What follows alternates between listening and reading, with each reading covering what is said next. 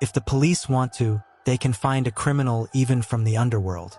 The best example of this is the Sijna murder case. On February 14, 2003, a 26-year-old woman named Sijni was murdered in Ahmedabad. The murder was allegedly committed during a robbery at her home. Just as the police were trying to solve this robbery and murder case, the woman's husband also went missing the very next day. Now, the police worked day and night to solve this case and find the missing husband. Considering the seriousness of the matter, then Chief Minister of Gujarat, Narendra Modi, personally took an interest in the case and ordered an investigation. Over the next 6 years, the police investigated nearly 100,000 call details to solve the case, questioned thousands of people, and multiple police teams were assigned for years to search for an unknown person. Then, after 15 years of hard work, the revelation that came out shocked everyone. The police work in this case was so incredible that the criminal was forced to ask the police, "Just tell me how you found me." You will also be astonished to know the full truth. So what is the whole story of the Sijna murder case? Let's find out everything in detail in the video, but before that, quickly subscribe to the channel. Friends, this story begins on February 14, 2003. Early in the morning, the phone of a person named OK Krishna, living in Ahmedabad, rings. OK Krishna picks up the phone, and on the other end, he hears his son-in-law Tarun Kumar Jinraj's voice, who was crying and saying that there had been a major robbery at home, and the robbers had also killed his daughter, Sijni, during this robbery. Upon hearing the news of his daughter's death, OK Krishna, along with some relatives and his wife, rushed to his daughter and son-in-law's house. When they arrived, they saw that all the household items were scattered chaotically. In front of them, their daughter's body lay on the floor, with a scarf tied around her neck. Beside her, their son-in-law Tarun was sitting and wailing loudly. Seeing the situation, they immediately took Sijni to a nearby hospital, but she was declared dead upon arrival. By this time, the Ahmedabad police were also informed about the matter. The police also rushed to the crime scene and started their investigation. At first glance, it seemed like a case of murder during a robbery. Despite this, the police carefully examined every detail and questioned the deceased woman Sijna's husband, Tarun, to understand the sequence of events. During this questioning, Tarun continued to wail and cry loudly. For this reason, the police did not press him too much for questioning, but instead sent the body for a post-mortem and began further proceedings. Although Tarun was wailing loudly, the sniffer dog present at the crime scene with the police kept barking continuously at Tarun. The sniffer dog's behavior made people wonder if Tarun himself had a hand in this robbery and murder. However, seeing the situation, people immediately dismissed this possibility. The remarkable thing was that when Tarun was brought to the hospital for the last time to see Sijni, the sniffer dog started barking at him there as well. Here too, the dog's behavior was ignored, and the investigation continued. Tarun was in a very bad state due to his wife's death, so the police did not question him much. He was also admitted to the hospital, but what's this? The very next day after the incident, on February 15, 2003, Tarun suddenly went missing. The police tried every possible way to locate Tarun, but he could not be found anywhere. Now, people started to understand the meaning of the sniffer dog's barking. People realized that Tarun must have had a hand in Sijna's murder. Now, several police teams were put in charge of searching for Tarun, but he could not be found anywhere. After this, Sijna's parents filed a murder case against their son-in-law, Tarun, for their daughter Sijna's murder. Despite the FIR being filed, the police were unsuccessful in finding Tarun. In 2004, some of Sijna's in-laws were also given a lie detector test, but the police did not achieve much success.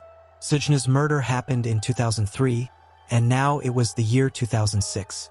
When the police officers failed to find Sijna's murderers, Sijna's father went to the then Chief Minister of Gujarat, Narendra Modi, to seek justice. After several attempts, he was unsuccessful in meeting Narendra Modi, but by luck, he got an opportunity to meet him. After hearing the entire story, Narendra Modi called the top police officials of Gujarat and ordered them to reopen the Sijna murder case file and reinvestigate. Following this, the case file was reopened once again in 2006, and the investigation started anew. The responsibility for the investigation was given to the then Joint Commissioner A.K. Sharma. Years kept changing, and even the investigating officers changed, but neither Sujna's murderers nor her husband Tarun could be found anywhere. Now, the year 2012 came, and the investigation of this case began under the leadership of DCP Dynanand Padran. First of all, the background of every single person involved in this case was thoroughly examined. The team set their first target as finding Sujna's husband, Tarun. The thinking behind this was that if Tarun was found, many questions would be answered easily. Therefore, in the next few months, the police investigated the profiles of several thousand people. Not only this, but every mobile number and the calls coming and going on those mobile numbers related to these people were also monitored, and the call details of all the numbers were obtained. This continued for several more months, and during this time, multiple police teams retrieved the call details of more than 100,000 mobile numbers, but no number had a connection to any person named Tarun. Despite the initial failures, the police officers did not lose heart, and they kept a close eye on the numbers of people close to Tarun. Especially the numbers of Tarun's mother, Anama, and Tarun's brother were under special surveillance. Several months passed in this as well, but not a single call came on Anama's mobile that could lead the police to Tarun. The police officers decided to adopt a different method and, by changing their identity, went to Tarun's mother, Anama, who was living like a normal person in Mandsaur. They then acted out a story and somehow started living there as paying guests. The police's target here was that perhaps by living as paying guests with Anama, they could get some information about Tarun. The police did not have much success here, but some of Anama's neighbors gave the police some important information. In fact, while living as guests here, when the police officers also established good relations with the neighbors, some neighbors, when asked, revealed that this elderly Anama has two sons, one of whom lives in Ahmedabad while the other son lives somewhere in South India. This was a small but very important piece of information for the police. After this, the police officers maintained their complete surveillance on Anama.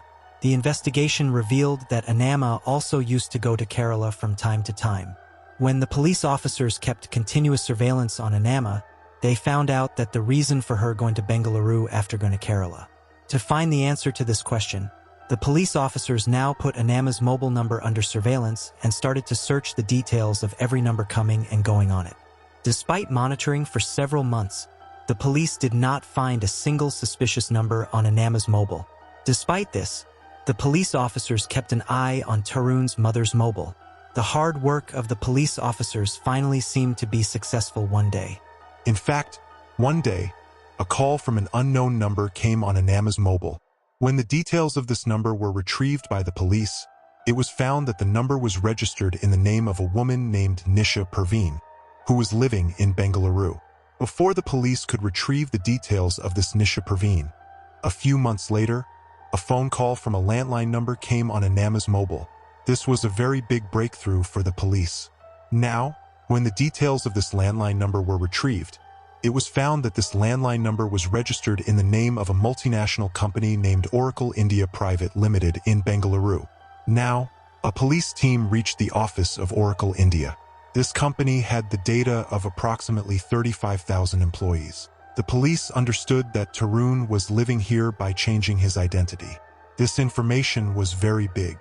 Now, the Ahmedabad crime branch team wanted to raid and catch Tarun as soon as possible. But the police officers changed their plan because they felt that if Tarun got a hint of this, he might go missing. Therefore, to catch Tarun, only one crime branch officer, Inspector Anil Chaudhary, was sent into the office in plain clothes.